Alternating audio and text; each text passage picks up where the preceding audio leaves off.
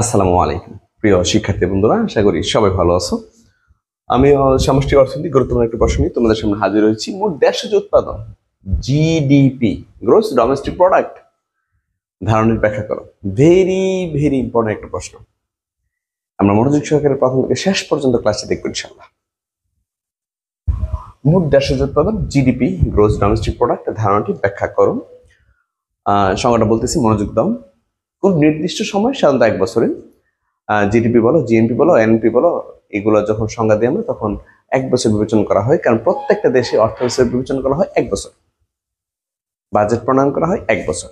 তাই কোনো নির্দিষ্ট সময়ে, সাধারণত 1 বছরে, কত বছর? 1 বছর। একটা দেশের ভৌগোলিক সীমারেখার ভিতরে, অর্থাৎ একটা দেশের আয়তনের ভিতরে, ভৌগোলিক সীমারেখার ভিতরে মোট যে পরিমাণ চূড়ান্ত দ্রব্য সামগ্রী এবং সেবাকর্ম উৎপাদন হয় তার আর্থিক কোনো সমষ্টিকে জিডিপি বলা হয়।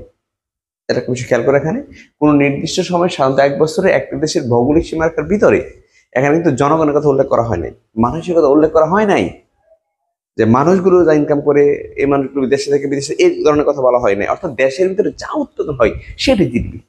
এখন দেশের ভিতরে উৎপাদন হয়, দেশের মানুষও করতে পারে, বাইরেও করতে পারে, বাইরের মানুষও করতে পারে। আমার দেশে যেমন বাংলাদেশে আমরা জানি, বাংলাদেশের ধরো কর্মক্ষম 10 কোটি লোক আছে, এর মধ্যে ধরো 7 কোটি লোক দেশে কাজ করে, 3 কোটি লোক বাইরে কাজ করে। 3 কোটি লোক যারা বাইরে কাজ করে তাদের কিন্তু জিডিপিতে আসবে না, কারণ তারা এই মুহূর্তে ভৌগোলিক সীমারেখার ভিতরে না।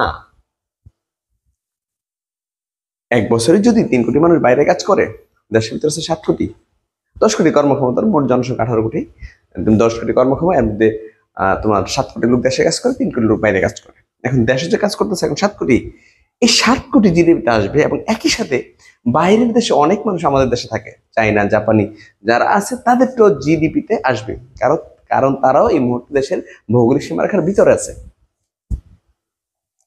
তাহলে কোনো নির্দিষ্ট সময়, সাধারণত 1 বছরে, একটা দেশের ভৌগোলিক সীমারেখার ভিতরে মোট যে পরিমাণ চূড়ান্ত দ্রব্য সামগ্রী এবং সেবাকর্ম উৎপাদন হয় তা আর্থিক মূল্যের সমষ্টিকেই জিডিপি বলা হয়।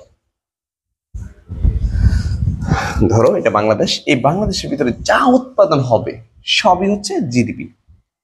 এখন এই বাংলাদেশের ভিতরে 1 বছরে যা উৎপাদন হয় সেটাই জিডিপি। এবার বাংলাদেশের মানুষ করুক, বাইরের মানুষ এসে বাংলাদেশে করুক, অর্থাৎ বাংলাদেশে যা উৎপাদন হবে সেটাই জিডিপি।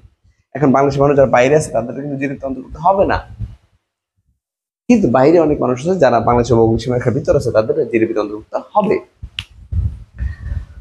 এরপরে আমরা লিখতে পারি যে দুই খাত বিশিষ্ট অর্থনীতিতে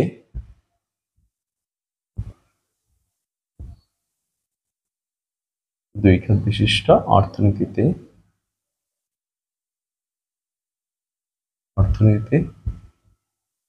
জিডিপি সমান সি প্লাস এর আই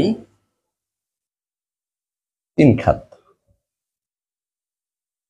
বিশিষ্ট অর্থনীতিতে জিডিপি সমান সি প্লাস এর আই প্লাস এর জি। দুই খাত বলতে ব্যক্তি এবং ফার্মকে, পরিবার এবং ব্যবসা খাতকে যখন বিবেচনা করা হয় তখন তাকে দুই খাত বলা হয়। আর দুই খাত বিশিষ্ট অর্থনীতি আমরা বিবেচনা করব সি প্লাস এর আই, যেখানে জিডিপি হচ্ছে গ্রোস ডোমেস্টিক প্রোডাক্ট, মোট দেশজ উৎপাদন, সি হচ্ছে ভোগ ব্যয়, আই হচ্ছে বিনিয়োগ ব্যয়। GDP gross domestic product, C হচ্ছে কনজাম্পশন কস্ট যেটা ভোগ ব্যয়, আই হচ্ছে বিনিয়োগ ব্যয়।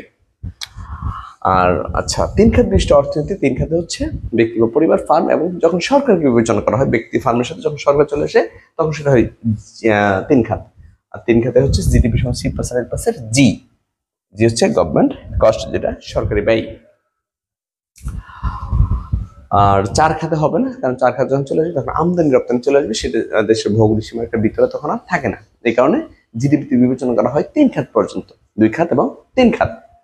তো 2 খাত বিশিষ্ট অর্থনীতি জিডিপি সমান হচ্ছে সি প্লাস আর আই, 3 খাত বিশিষ্ট অর্থনীতি জিডিপি সমান হচ্ছে সি প্লাস আর আই প্লাস এর জি, যেখানে জিডিপি গ্রোস ডোমেস্টিক প্রোডাক্ট, মোট দেশজ উৎপাদন, consumption cost, investment cost, government cost, মোট দেশজ উৎপাদন, ভোগ ব্যয়, বিনিয়োগ ব্যয়, সরকারি ব্যয়। আশা করি সবাই বুঝতে পেরেছো। আমার ক্লাস যদি ভালো লাগে তুমি তোমার বন্ধু বান্ধব সবাইকে অনলাইন ক্লাসের বিষয়ে শেয়ার করো। ভালো থাকো, সুস্থ থাকো, আসসালামু আলাইকুম।